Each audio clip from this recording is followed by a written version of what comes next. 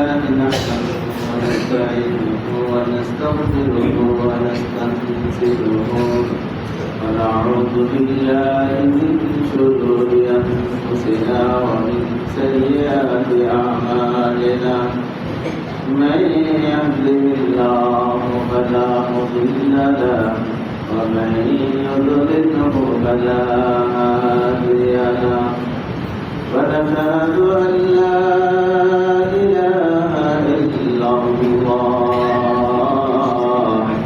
وحده لا شريك له ونشهد أن سيدنا وحبيبنا ومولانا محمدا عبده ورسوله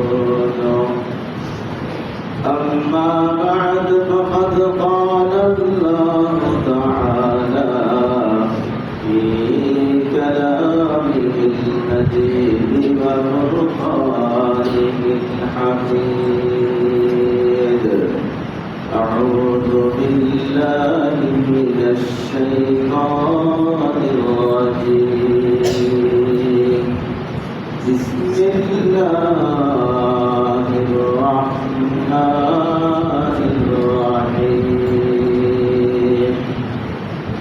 قد أفلح من تزكى وذكر اسم ربه فصلى وقال رسول الله صلى الله عليه وسلم ألا إن في الجسد مضغة إذا صلح الجسد كله وإذا فسد الجسد كله ألا وهي القلب أو كما قال عليه الصلاة والسلام وقال تعالى في شان حبيبه مخبرا وآمرا إن الله وملائكته يصلون على النبي يا أيها الذين آمنوا صلوا عليه وسلموا تسليما اللهم صل على سيدنا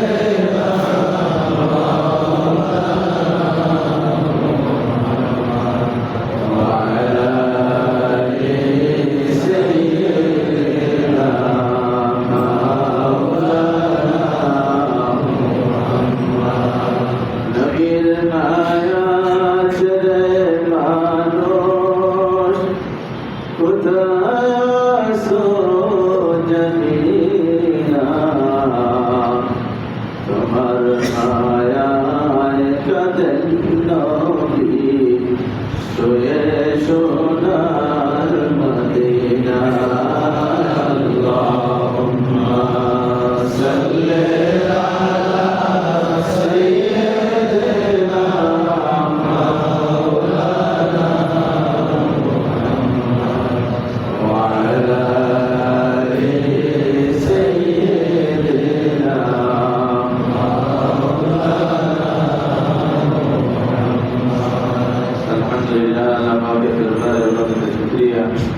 যিনি বড় মেহেরবানি করে আপনি আমাকে আজকে এই মাহে দীর্ঘদের দ্বিতীয় জুমা এই পর্যন্ত হায়াত দিয়ে বাঁচিয়ে আনছেন, সুস্থ রাখছেন। আজকে পবিত্র জুমার দিনে মসজিদে আসতে বসতে পেরেছি।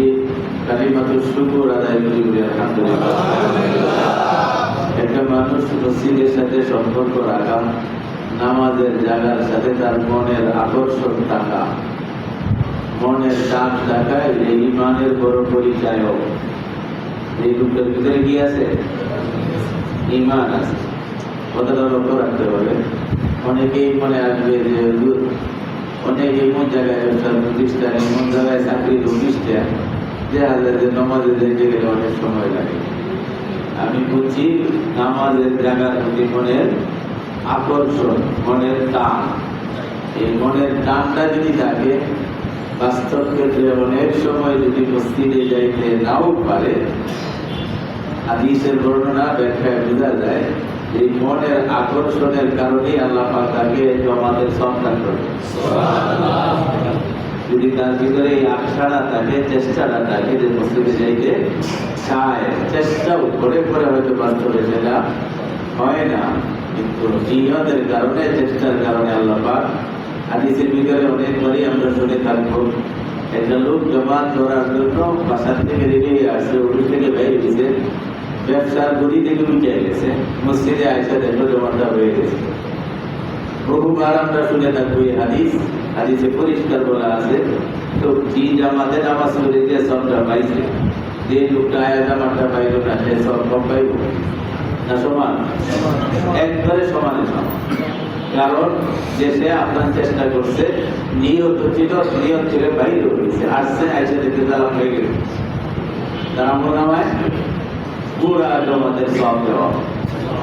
এই হাদিসটির দিকে ইশারা করে বলেছি যে মসজিদে যেখানে নামাজ হয়, এই জায়গার প্রতি মনের আকর্ষণ থাকা, টান থাকা, চেষ্টা থাকা, এই জায়গায় যাবো আর আমল করবো, এই চেষ্টাটাই ঈমানের বড় পরিচয়। জনাব রাসূল করিম সাল্লাল্লাহু আলাইহি ওয়াসাল্লাম হাদিসের ভিতরে ইরশাদ করেছেন যে লোকটাকে মসজিদের সাথে আকর্ষণ হইতে দেখো, মসজিদের সাথে সম্পর্ক রাখতে দেখো, যার আসা যাওয়া মসজিদের সাথে আছে, আমি আল্লাহর নবী বললাম তোমরা সাক্ষী দাও, এই ব্যক্তির ভিতরে আল্লাহ ঈমান দান করেছেন। এই লোকটার ভিতরে কি আছে? ঈমান। আর আমলের ভিতরে প্রধান জায়গায় কিসের? ঈমান। ঈমান আছে তো আমলের হিসাব হবে। রেজিস্ট্রেশন করিয়া পরীক্ষায় অংশগ্রহণ করতে পারাটা আসল, পাস ফেল করে বিবেচনা করা হবে রেজাল্টের মাধ্যমে। কথাটি পরীক্ষায় অংশই গ্রহণ করে নেয়, এর রেজাল্টের পাস ফেইলের আর গিয়ার আর ক্লাস, গ্রেড আর কিসের বিবেচনা কিছুই নাই, যেহেতু তার পরীক্ষায় অংশগ্রহণই নাই। এই জন্য ঈমান আমলের মাঝে সবচেয়ে প্রথম স্থানের, প্রথম থাকতে হবে ঈমান, এরপরে আসবে আমলের পরিচয় হবে। গত 2-3 জুমা যাবতে আমরা বর্তমান তথ্য প্রযুক্তি আর এই ইন্টারনেটের জমানায়, তথ্য প্রযুক্তির জমানার সাথে মিলায়া একটা জিনিস স্বাভাবিকভাবে আমার অন্তরে একদম বদ্ধমূল হয়ে বসতে হবে যে যদিও সারা বিশ্বের শিক্ষিত, মেধাবী, গুণী, জ্ঞানী ব্যক্তিদের, বৈজ্ঞানিকদের চিন্তাধারায় মৌলিক চাহিদা মানুষের 5টা, কিন্তু এই 5টার সাথে ইসলামের 5টার ভিত্তির কোনো সম্পর্ক নাই। কারণ আমরা মোটামুটি ভাবে হয়তো যারা একটু লক্ষ্য করে শুনছি, কিছুটা অনুধাবন করা গেছে যে এই 5 জিনিস থাকার পরেও মানুষ মানুষের পরিচয় দিতে পারে না, ইসলামের মূল নীতিগুলি তার ভিতরে না থাকার আজকে বলতেছেন না, সবার মনে এদিকে আসে থাকবে।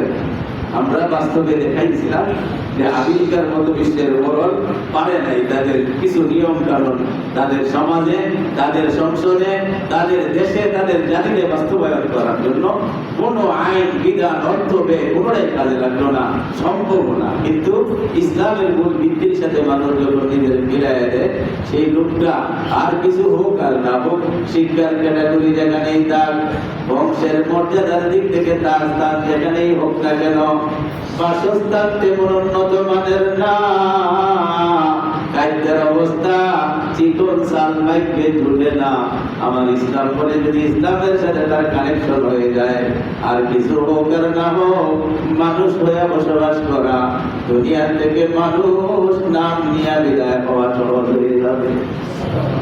অন্যথায় এইগুলি বাদ দিয়ে যদি সে যত রকমের এই দুনিয়ার তথ্য প্রযুক্তি, ইন্টারনেট, যত কিছু টেকনোলজি ব্যবহার করুক, মানুষটা এই দুনিয়ার সমাজেই মানুষের কাতারে থাকার সুযোগ। বলছিলাম বর্তমান আমেরিকার কথা ঢাকায় যেদিকে চলতেছে, বিশ্বের মডেল, বিশ্বের মাধ্যম, সারা বিশ্বের প্রেসিডেন্ট বলা যায় বর্তমানের এই আমেরিকাকে। কিন্তু সেই আমেরিকার প্রেসিডেন্টের প্রতি আমরা মুসলমান যারা আছি এরা বাদ দিলাম, অন্য অন্য নাস্তিক যারা আল্লাহ আখিরাত রাসূলকে বিশ্বাস করে না, তাদের ভাষায় সেই লোকটা মানুষের কাতারে কথা বলে নেবে। আর এইখানে কেউ দূরে নিব না, আমেরিকা দূরা না, যাইতে যাইতে সময় লাগবে মানুষের কাতারে না। এটা অন্য অন্য নাস্তিকরা বলে যে এই যে কাজগুলি আফগানিস্তানের সাথে পতিতে করছে, আর বর্তমানে যে গ্রন্থ প্রমাণ ফিলিস্তিনের সাথে আচরণ করছে বলে এটা ধর্ম মুসলমান, ইসলাম, খ্রিস্টান, ইহুদি, বৌদ্ধ জায়গার কোনো সুযোগ নাই।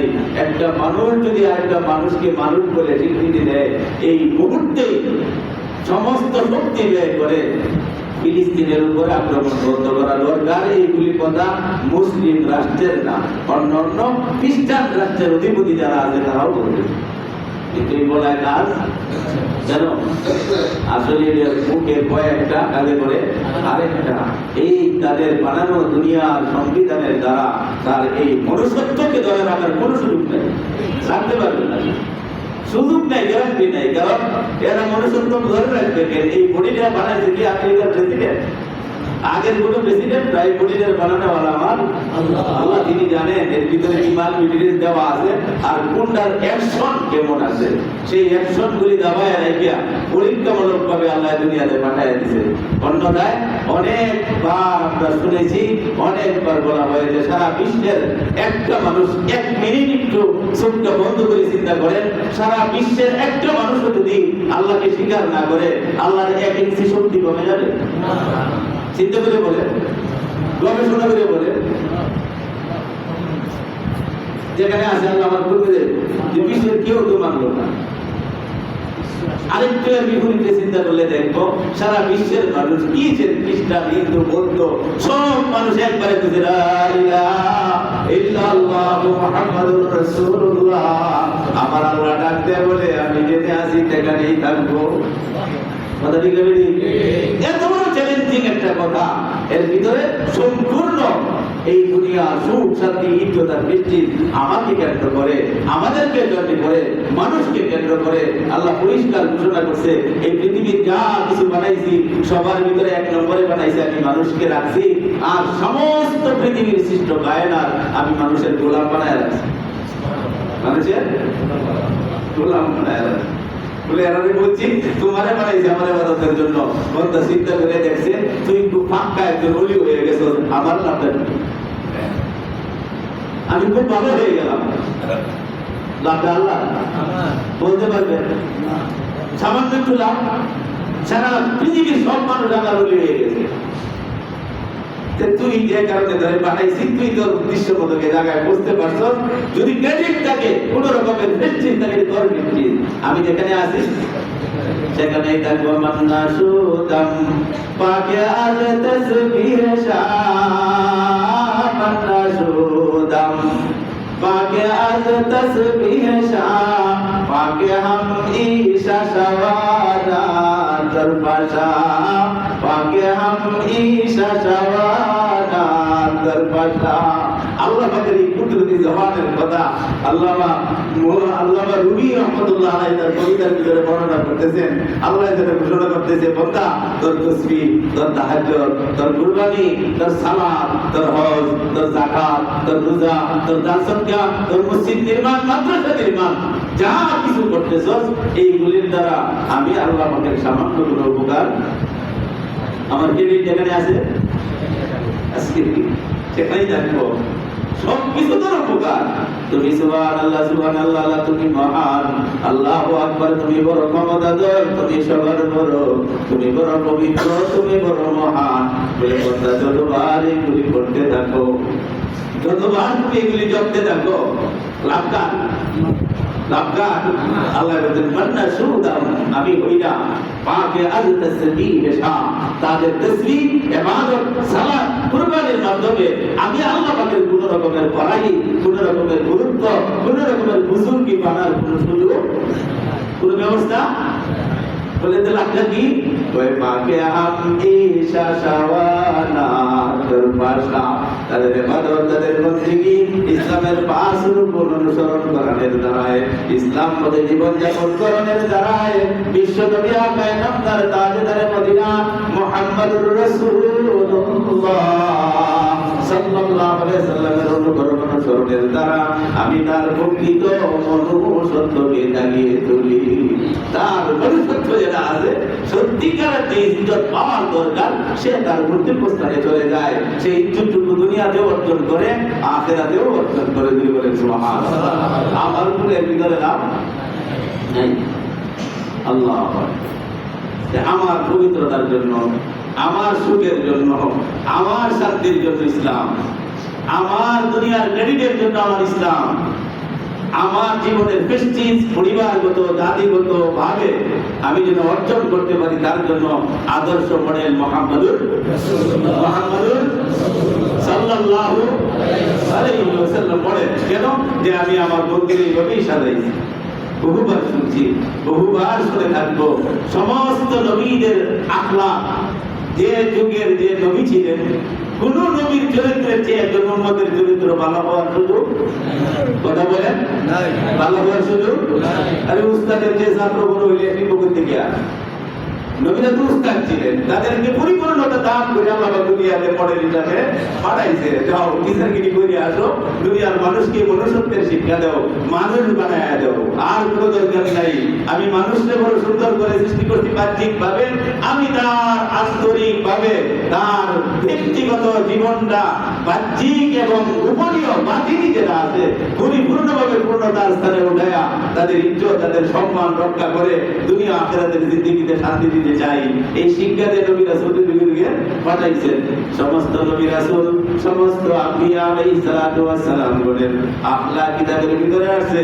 সবটা আল্লাহ পাক একসাথে জমা করে জান্নাতের একটা পাত্রের ভিতরে রাখিয়া কাউসারের পানি তার ভিতরে দিয়া বিশ্ব নবী যখন পৃথিবীতে আসলেন, জিবরাইলের বিরাট বড় ফেরেশতার বাহিনী নিয়ে পাঠায় দিতে, যাও রে ফেরেশতা যাও, আল্লাহু আকবার, যাও সমস্ত নবীদের সরদার হবে বিশ্বনবী আখিরি জামানার পয়গম্বর মুহাম্মদুর রাসূলুল্লাহ। আমি চাই সমস্ত পৃথিবীর চরিত্রের চেয়ে, নবীদের চরিত্রের চেয়ে আমার বন্ধুর চরিত্রটাও যেন মহান করে।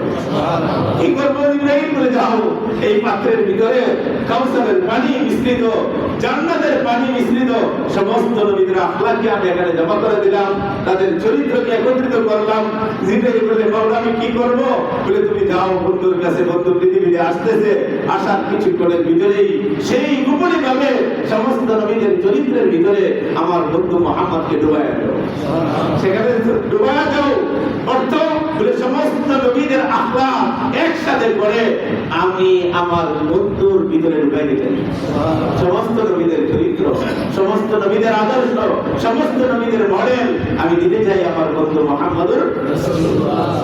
দিলেন তাদের সমান সমান হইল মাত্র, সমস্ত নবীদের মিলে হইল সমান হইলেন। বলে অতিরিক্ত ভাবে ওয়া ইন্নাকা লাআলা খুলুকিন আযীম। এটা তো আগের সৃষ্টির নবীদের চরিত্র দিলাম। বন্ধু আমার কাছে যত রকমের আমানত, যত রকমের উত্তম আদর্শ আমি আমানত রেখেছিলাম, আজকে অতিরিক্ত ভাবে সবটুকু তোমার ইসলামের ভিতরে দিয়া তুমি নবী মুহাম্মদকে সাজাইলাম। ওয়া ইন্নাকা লাআলা খুলুকিন আযীম। আযীম শব্দটা আল্লাহ পাকের সাথে ব্যবহার হয়। এই আল্লাহ পাক তার বন্ধুর সাথে লাগায় দিয়েছে যে আমি আযীম, আমি মহান, আমি বড়, আমি মহান। আমার বড়ত্বের, আমার মহত্বের, আমার মহানের বর্ণনা করে যে কিভাবে কোনোদিন শেষ করতে পারবে না। বন্ধু সেই আযীম শব্দ তোমার আখলাকের সাথে, তোমার চরিত্রের সাথে লাগাই দিলাম। তোমার চরিত্রও কোনোদিন দুনিয়ার মানুষ বর্ণনা করে শেষ করতে পারবে না। বলেন সুবহানাল্লাহ। ওয়া ইন্নাকা লাআলা খুলুকিন আযীম। মহান চরিত্রের অধিকারী কবি বড় সুন্দর করে বলছেন হুসনে ইউসুফ দবে ঈসা ইয়াদ বাইজা দারি। আল্লাহু আকবার, আল্লাহু আকবার। হুসনে ইউসুফ দবে ঈসা ইয়াদ বাইজা দারি, আছে খুবা হুমা দারান তু তন্হা দারি। যত রকমের আখলাক, যত রকমের ব্যবহার, যত রকমের চারিত্রিক মাধুর্যতা আদম থেকে ঈসা পর্যন্ত সমস্ত নবীদেরকে দান করলাম। বন্ধু মুহাম্মদ তুমি না শ্রেষ্ঠ নবী, নবীদের নবী, তুমি না শ্রেষ্ঠ রাসূল, রাসূলদের রাসূল। যাও রে বন্ধু যাও, আসো রে বন্ধু আসো, দুনিয়ার জগতে আসো। সমস্ত চরিত্র নবীদের একত্রিত করে যা আমি দিয়েছিলাম আছে খুবা হুমা দারান। যত গুণ, যত ভালো, যত রকমের উন্নয়ন আর কল্পনা, যত রকমের যুক্তি প্রযুক্তি তত্ত্ব এই দুনিয়ার জন্য নবীর প্রয়োজন, যা কিছু সমস্ত নবীদেরকে দিলাম। তুর তনহাদারি, তনহা বুঝে তো তনহা, তনহা মানে কি? একা একা, সুবহানাল্লাহ বলে। তুর তনহাদারি, সব কিছু মিলায়া তার চেয়ে অতিরিক্ত আরো বেশি যা আমি আমানত রাখছিলাম আজকে তোমার ভিতরে দান করলাম, সব তোমারে দিলাম। তুর তনহাদারি, তুমি একা একাই সেই তুমির মালিক। তিনি হলেন মডেল কিয়ামত পর্যন্ত আনেওয়ালা মানুষের জন্য। অতএব তার মডেলে বাদ দিয়া, ইসলামের পাঁচটা ভিত্তিরে বাদ দিয়া, শিক্ষা, স্বাস্থ্য, চিকিৎসা, বাসস্থান আর অন্য বস্ত্র এইগুলি দিয়া তুমি উন্নয়নের চেষ্টা করবা। উন্নয়ন করাইতে পারো, দুনিয়া থেকে বিদায়ের সময় করুণার উপাধি নিয়ে যাইতে হবে। আজকে সেই মরণ যে অনেকেই বলে এর ভিতরে প্রাণ নাই, এটা প্রাণহীন একটা জড় পদার্থের মতো। যদি মানুষের কোনো আত্মা তার ভিতরে থাকতো, এইরকম ভাবে দুর্ব্যবহার ফিলিস্তিনিদের উপরে করতে পারে না। আমাদের এই প্রধান উপদেষ্টা ডক্টর ইউনূসের বক্তব্য অনেকে শুনে থাকবেন। তিনি একটা কথাই বলছিলেন, ও দুনিয়ার মানুষ, ও বিশ্বের মানুষেরা, আমি বলতে চাই ফিলিস্তিনিরা কোন ধর্মের সেটা চিন্তা করার সুযোগ নাই, এরা তো মানুষ হিসাবে স্বীকৃতি দেবা। এইগুলি যদি মানুষ হয়, যদি মানুষের আকৃতিতে তাদের ভিতরে প্রাণ থাকে, আমার দাবি হলো এই মুহূর্তে যেন যুদ্ধ বন্ধ করা হয়। হবে না, তার বড় বড় বড় দাদা রাই হয়ে পারে না, কিন্তু মানবের মতো মানুষ, এটা বেড়ার মতো একটা বেড়া কথা বলে আসছে, দাবি মিলে আসছে জাতিসংঘের ভিতরে যে মানুষ হিসাবে স্বীকৃতি দাও। এগুলি মানুষ, মুসলমান কিনা, হিন্দু কিনা, খ্রিস্টান কিনা, সেই বিবেচনা করার সুযোগ তো। তোরা মানবতার ব্যাপারী, তোরা মানবতার দোহাই দিয়েছে, এইটা কোন মানবতা? এটা কি মানুষ? মুসলমান, হিন্দু, খ্রিস্টান এইগুলি চিন্তা করার বিষয় হলো পরে। বলতেছিলাম ভাই, এই তত্ত্ব প্রযুক্তি লাগায়া ওইটার তালে তালে কিছু মানুষ, আমরা কিছু শিক্ষিতরাও আছি যারা বুঝে না, তো বুঝেই না, এরা কইলে কোন ধরনের পুরান ইসলাম।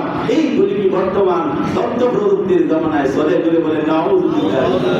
মানুষ তুমি একটা আমার জিনিস জানিয়ে রাখো, মানুষ তুমি একটা জিনিস বিশ্বাস করে রাখো, এই নাম যদি দুনিয়াতে লিখায় যাইতে চাও, আর এই নাম নিয়ে যদি হাসরের মাঠে উঠতে চাও, তোমার মধ্যে কোনো কোনো বর্ণনায় আছে আল্লাহ পাক সকল প্রাণীদেরকে হাসরের মাঠে তুলবেন।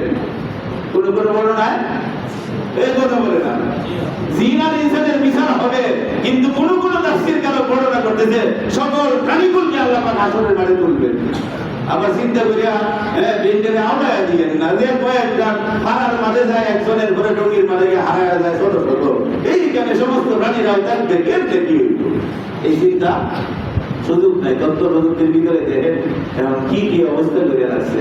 এক সময় আল্লাহ পাক সমস্ত মানুষের ভাগ্য, সমস্ত মানুষের তকদির আল্লাহ পাক করেন সৃষ্টির 50,000 বছর আগে আমি কমপ্লিট করছি।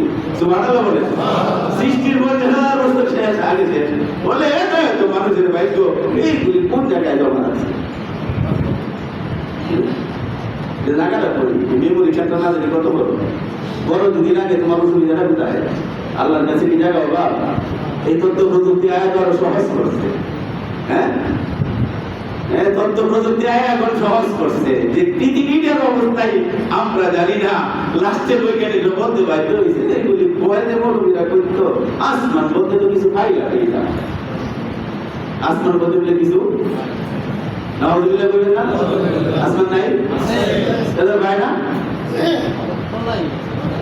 দাদা ভাই না বলবেন কি ভাই বলবে বুঝি তো লাগবে, তোমার তো ভাড়া লাগতো, তোমার বুদ্ধি নেই, তুমি আসমান করে ব্যবহার করতে। আসমানের নিচে যেটা আছে এগুলি আবিষ্কার করে শেষ করতে পারে না। কোনো কোনো জায়গায় আছে এখানে কোনোভাবে যাওয়াই সম্ভব হয় না, না আছে স্থলপথ, না আছে জলপথ, না আছে আকাশপথ, সব বন্ধ। তোমাদের ধর্মাদায় ঢুকে না যে তুই দুনিয়ার আগে আবিষ্কার করতে পারবে না, তুই কি আর আসমানের খবর নেস?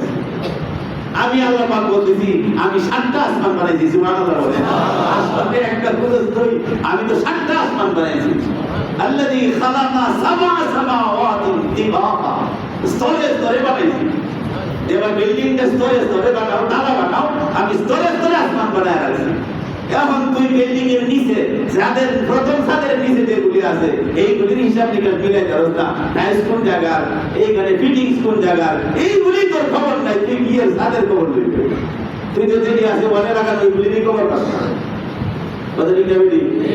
আল্লাহ আকবার চন্দ্র সূর্য সহ আপনার ভাষায় বৈজ্ঞানিকের ভাষায় বড় বড় গ্রহগুলি আল্লাহ পাক বানায় রাখছে একটা গ্রহ থেকে আরেকটা গ্রহের দূরত্ব সব গ্রহগুলি নিজের জায়গায় ঘুরতেছে এমন ভাবে আল্লাহ পাক চালাইতেছে একটার সাথে আরেকটার কোনো কি নাই সাংঘর্ষিক নাই কোন রকমের কাছাকাছি আসার সম্ভাবনা নাই একটু হনকালি দেহে বৈজ্ঞানিক দৃষ্টিতে এই দেশে এদের মেরুকোণ মিলে যাইতেছে পৃথিবীটা আর থাকতো না মাথা নষ্ট হয়ে যায় আল্লাহ পাক বলে বানাইছি বানাই মন ভাবে বানাই দিছি যত ঢেলাঢেলি ধাক্কাধাক্কি করুন একটা আরেকটার সাথে আমার হুকুম ছাড়া একসাথে মিলিত হওয়ার কোনো সুযোগ নাই কুল্লু ফালাকি ইয়াসবাহুন নিজ নিজ গতিতে চলবে কিয়ামত পর্যন্ত চলবে আমার আদেশ অনুযায়ী চলবে যেদিন ব্যতিক্রম আদেশ দিব সেদিন তার ভিতরে পরিবর্তন আসবে তোরা বৈজ্ঞানিকরা ধাক্কাধাক্কি করে এদের কিছু পরিবর্তন করতে এই জ্ঞানে কোনো খবর নাই ফেরা যায় কয় আসমান তো পাই না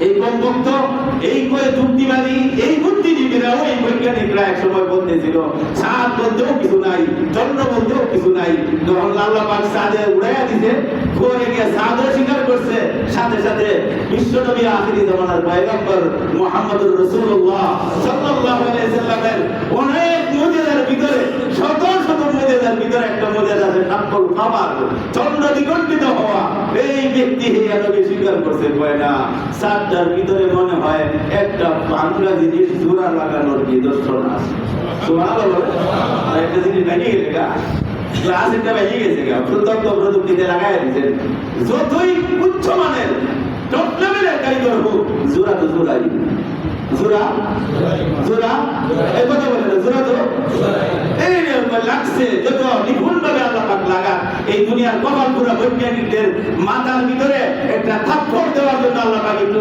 এইরকম বাইতে দিয়েছে অন্যথায় যেই রকম বানাইছিলেন আল্লাহ সেরকমই বানাই দিতে পারতেন নিখুঁত ছিল বাংলার পরেও নিখুঁত বানাইতে পারতেন কিন্তু মানুষ যেন বিবেকে ধাক্কা খায় একদিন যেন স্বীকার করে সাক্ষর গমর আখিরি জামানার পয়গম্বর মুহাম্মদুর রাসূলুল্লাহ সাল্লাল্লাহু আলাইহি সাল্লাম এই আমি বলে ইশারা করছিল তোর মতো সাদে গিয়ে দেখে পরীক্ষা করছো ওই আল্লাহর নবী এই এক হাত করে উড়ানো দরকার করে নাই সুবহানাল্লাহ দুনিয়ার মাটিতে দাঁড়ায় রয়েছে একটু উঠছে কিতাবের ভিতরে আছে মক্কা যে সমতল ভূমি আছে জাবালে আবি কুবাইসের একটু এক দেড় ফিট উঠছে দাঁড়ায়া এই আবু জাহেলের চ্যালেঞ্জের মুখে মক্কার কাফেরদের চ্যালেঞ্জের মুখে আবুল হাকাম এই যে আজকে বৈজ্ঞানিকের বিজ্ঞান আর বুদ্ধির বাহাদুরি করো সারা বিশ্বের ভিতরে বুদ্ধিজী নামে একটা উপাধি ছিল যার নাম হলো আবুল হাকাম এটা বর্তমান নামটা কি বর্তমান নাম এই বুদ্ধির বাবা আমরা তো বুদ্ধিমান আর বেটি ছিল কি বুদ্ধিমানের এই কথা কয় না বাবা আর বুদ্ধের ভিতরে একটা বেশ কথা হয় না এটা তো বাবা এই বাবাই তো হারিয়ে গেছে এই বাবাই যুক্তিবাদীদেরকে নিয়ে বুদ্ধিমানদেরকে নিয়ে বলছিল তোমার কথাবার্তায় বোঝা যায় একটা জাদুঘরের মতন যা কিছু দেখলাম তোমার বিশ্বাস করতে পারতেছি না দেখাও তো আনি না আসমানের ভিতরে একটু জাদুর খেলা দেখায় দাও আল্লাহ নবী আস্তাগফিরুল্লাহ বললেন আমার জাদু না আমি শুধু আমার আল্লাহ পাকের ইশারায় দিলে বলেন সুবহানাল্লাহ আমার কার্যকর্ম সব কিছু হয় আল্লাহ পাকের কুদরতি ইশারায় তুমি ভাষা পরিবর্তন করো বলে যাই বলো একটু বলে দেখাও তোমার আল্লাহর হুকুম নিয়েই করো তোমার আল্লাহর বড় একটু দেখায় দিতে জামালে আবি কুবাইসের ঘুরায় দাঁড়ায়া শাহাদাত দান করতে পারি পারছে সুবহানাল্লাহ আল্লাহু আকবার আল্লাহু আকবার একটা আঙ্গুলে বাড়ি মারছে সাথে সাথে চারটা এই দুনিয়ার মানুষ দেখছে যা তরফর করে কাঁপতেছে ভেঙে গেছে আস্থা জিনিস তরফর করে কাঁপতেছিল সেই আরবের মানুষরাও বিভিন্ন জায়গায় যারা বিভিন্ন ব্যবসার সিস্টেমে যারা বিভিন্ন দেশে জবরদস্ত ছিল তারা এসে বলছে এক সময় যেটা দেখতেছিলাম আসমানের ছাদটা দুইটা হয়ে গেছে সুবহানাল্লাহ দুই ভাগে ভাগ হয়ে গেছে ইন্ডিয়ার মানুষ স্বীকার করছে আবু দৌলতের হায় হায় সর্বনাশ এই লাস্টে বলছে কি মোহাম্মদ বাদিদা জাদু তো আসমানেও লাগাই দিয়েছে এইটা বুঝছি আপনার বুদ্ধি আপনার বিবেক সব কিছু আল্লাহ বিবেকের সামনে দাবায় রাখতে হবে আল্লাহর কথার সামনে দাবায় রাখতে হবে আল্লাহর দ্বীনের সামনে দাবায় রাখতে হবে রাসূলের আদর্শের সামনে দাবায় রাখতে হবে কোন রকমের যুক্তি দিয়া নিজের এটাকে বড় করে দেখার সুযোগ এইগুলি আগেই তো আগে মেরে উঠে রয়েছে আপনি বুঝে যাবেন আপনি আমি কই লাগা যাব যারা আমরা ছিলাম বুদ্ধিজীবী বুদ্ধিমান সেটি ছিল বুদ্ধিমানদের বাবা আবুল হাকাম অর্থই বুদ্ধিমানদের পিতা সুবহানাল্লাহ সুবহানাল্লাহ আল্লাহ পাক বলে তোর বুদ্ধিতে কাজে লাগাইতে পারলে না এই বুদ্ধিতে আমার কোরআন দেখলে না বুদ্ধিতে আমার বন্ধু মুহাম্মদকে দেখলে না এই বুদ্ধির সাথে তোর একটু মিলাইলে না তোর নাম দুনিয়াতে আবুল হাকাম বলে অনেক মানুষ জানতোই না তুই আবু জেহেল মূর্খদের বাপ কিসের বাপ মূর্খদের বাপ বুদ্ধিমান আকলওয়ালারা জ্ঞানীওয়ালারা যদি কোনো কারণে কোনো জায়গায় কোনো সময়ে কোনো স্থানে কোনো শ্রেণীতে পড়ে যদি ইসলামের সাথে টক্কর মাইরে আমরা নিজেরই প্রধান দিতে চান এই শিক্ষা স্বাস্থ্য বাসস্থান এইগুলি ইসলামের মৌলিক নীতি হওয়ার দরকার ছিল যদি কোনোভাবে এটার সাথে তাল মিলাইতে চান তাহলে সেই সবকটা সামনে রাখতে হবে বুদ্ধিমানদের কাতারে দায়িকা এই দুনিয়া থেকে বিদায় নসিব হবে বিদায় নসিব হবে না একটাই মনে যতখানি পারো যতটুকু পারো মুহাম্মাদের দিনের দিকে আগাও মুহাম্মাদের আদর্শের দিকে আগাও একটু যদি লাগাই দিতে পারো একটু যদি নেট কায়েম করে দিতে পারো একটু যদি সম্পর্ক হয়ে যায় একটু যদি তোমার মোবাইলের লিঙ্কটা সেই মদিনার লিঙ্কের সাথে মিলে যায় কিছুটা থাক এই একটু আদর্শ একটু নমুনা একটু ইসলাম নিয়ে যদি হাসরের মাঠে হাজির হওয়া যায় আল্লাহু আকবার গুনাহ তো হইতেই আছে বাঁচবে কেমনে গুনাহ নিষিদ্ধ তো আমি আল্লাহ পাক সৃষ্টির সময় ফিট করে দিয়েছি এই আলোচনার দিকেই ইচ্ছা করছিলাম যে কয়েকটা কথা বলবে কিন্তু যাইতেই পারি নাই গুনাহ নিষিদ্ধ আমি লাগাই দিছি আমি তো দেখতে চাই তোরে আমি তো তোরে দেখতে চাই আল্লাযী খালাকাল মাউতা ওয়াল হায়াতা লিয়াবলুয়াকুম আইয়ুকুম আহসানু আমালা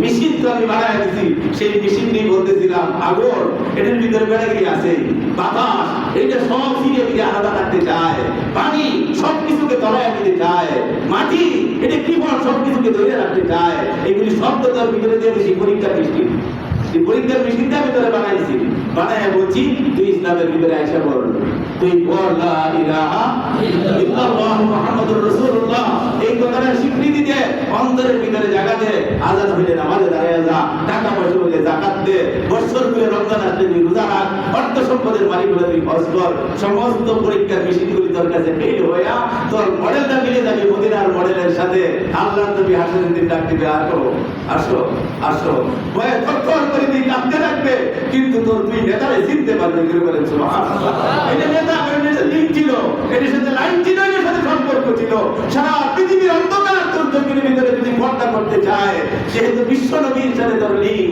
এই লিঙ্কের ভিতরে পর্দা দেওয়ার সুযোগ আরো নাই গুনাহগারো হামারা হে তাআল্লুক তু করিমো সে সুবহানাল্লাহ সুবহানাল্লাহ গুনাহগারো হামারা হে আল্লাহু আকবার গুনাহ তো হয়েই যায় চেষ্টা কর গুনাহ থেকে বাঁচার জন্য চেষ্টা কর তুই শুধু চেষ্টা করে যাবে তোর মনটারে ভালো করার জন্য তোর দিলটারে ভালো করার জন্য তুই চেষ্টা করতে থাক ইসলামের অনুশাসনের ভিতরে তোরে তুই ঢুকে দে এই ধর্মের ভিতরে তুই ঢুকা এরপরে দেখা যায় কোনো ইট একটু বাঁকাটারা হইয়া এই কথা বলে না ধর্মটাতে একভাবেই বানানো 90টা ইট একভাবে আসলো 10টা ইট ওরকম হয়ে গেল ওদের কি বলি আপনাদের জিজ্ঞাসা করা হয় 10টা ব্যস্ত বললো কেন ধর্মার দোষ ধর্মটাতে একই আছে ধর্মটাতে একই আছে করা এরপরে তো একটু কেটে যায় এখানে একটু দেখা আর একটু উঁচু হয়ে যায় আল্লাহু আকবার আল্লাহ নবী বলতেছে তুই চেষ্টা করতে থাক ধর্মটা ইসলামের বানানো হয়েছে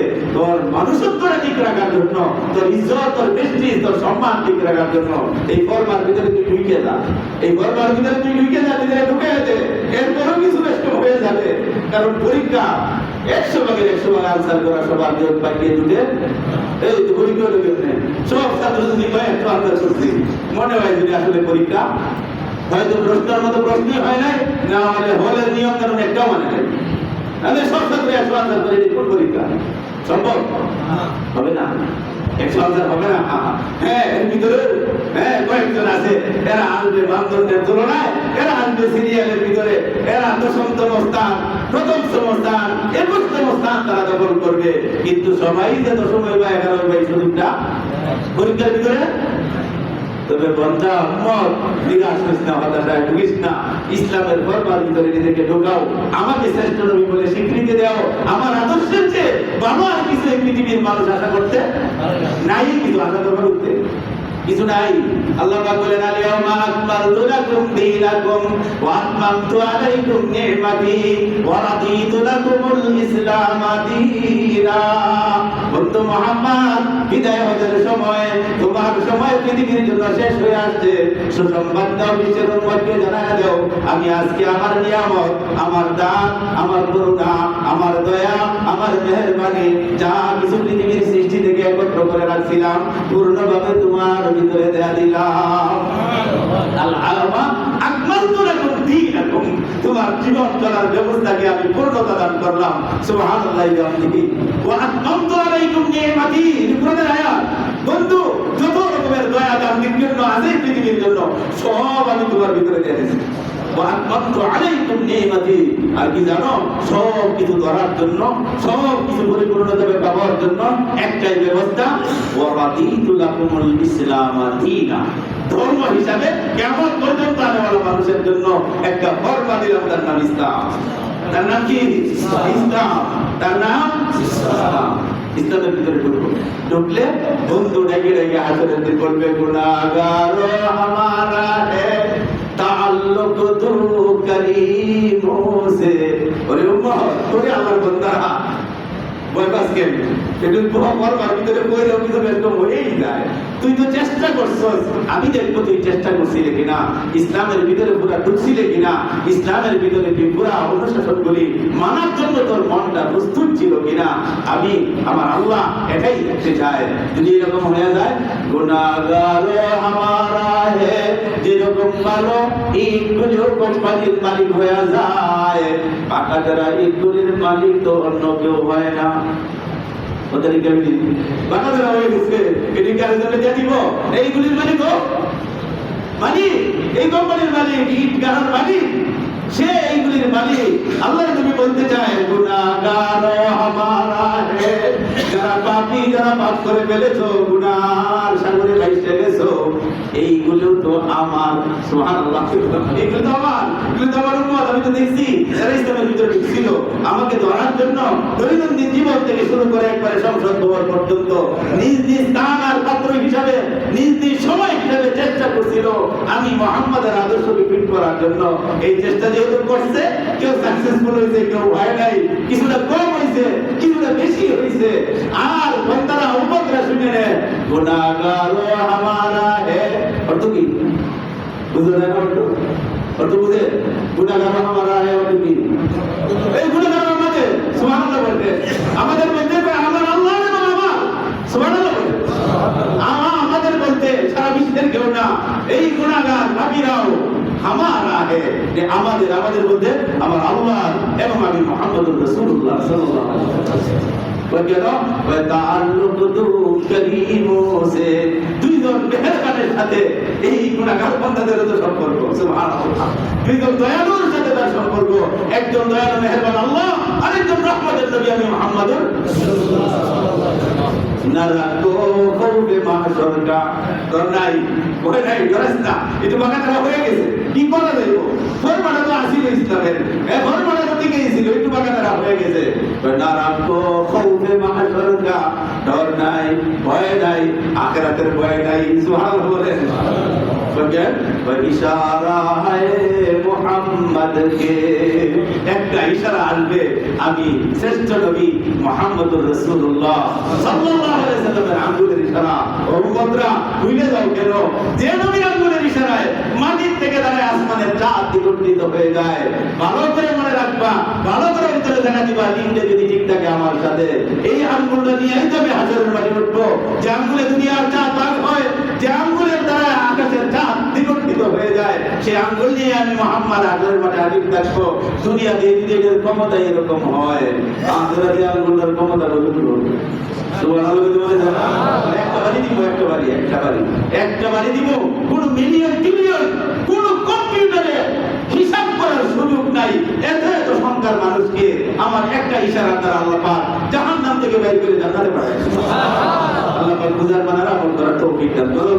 ওয়া আখিরু দাওয়ানা আলহামদুলিল্লাহি রাব্বিল আলামিন। যারা সুন্নাত পড়ি নাই সুন্নাত আদায় করেন।